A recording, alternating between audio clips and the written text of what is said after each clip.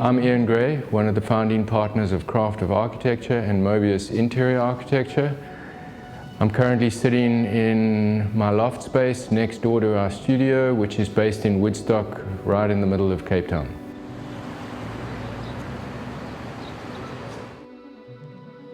It's interesting, when we found the space, we very much chose it because of the architecture. It's the old armory building.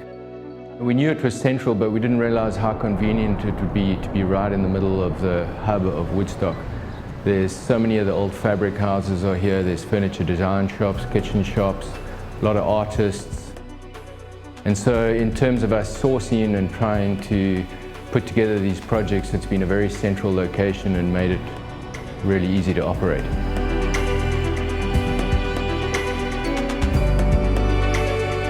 It's been really good to be entrenched right in the middle of the city.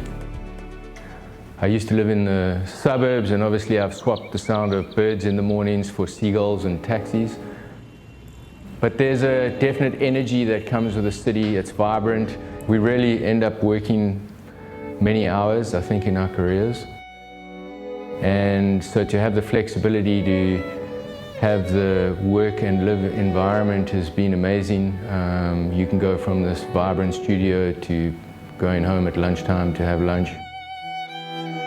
And also just the convenience of not having to be in the traffic of Cape Town. I think this city is getting more and more congested, and it hasn't been a part of my life for a while now, where I'm able to just walk across the balcony and straight into my studio. Yeah, it's interesting. You would think that they would be very intertwined, and almost the fact that you weren't able to disconnect from your studio. They got quite a different feel from an interior perspective. I think my house is maybe a little bit more moody. It's been amazing. Once you actually transition out the one door and into the other door, it's almost instant.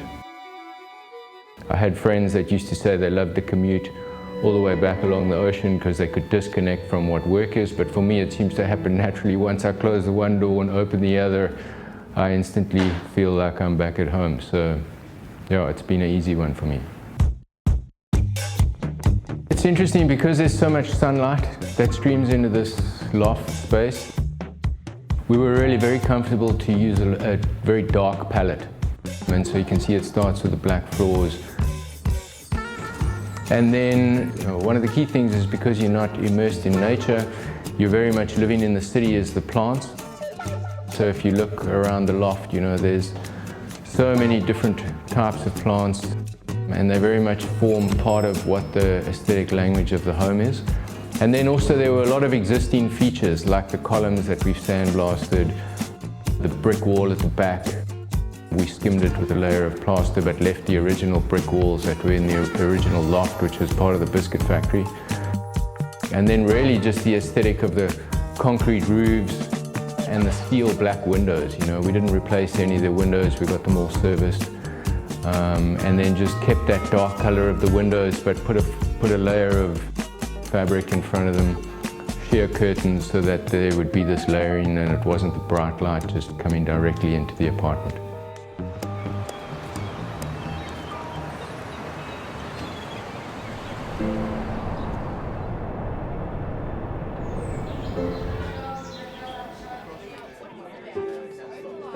One of the biggest differences probably between the two spaces is my wife's input. She's a photographer and she has an amazing eye for detail.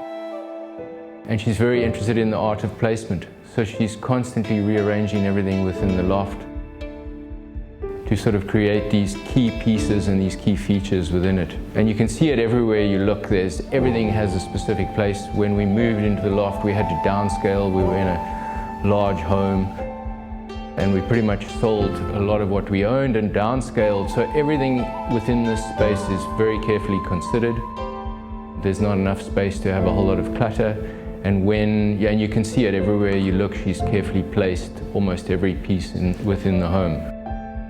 And obviously that's very different to being in a design studio where there's 30 odd people working, because it's very hard to consider where everybody's going to place something.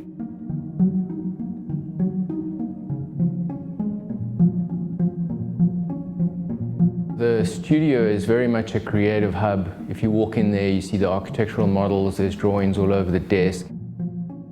Computers, because we all, all of the designs are coming out on computers, are very present. You see all the monitor screens, and I'd like to think my home's way more toned down, not so technologically advanced.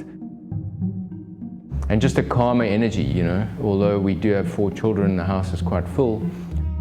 It's generally a much calmer energy. There's so many people in the studio, So I'd like to think it's just a calmer place. And maybe a little bit more expressive of my wife and I's personal taste versus what you see in the studio, which is a collective thought process between all the directors and the staff that are in there.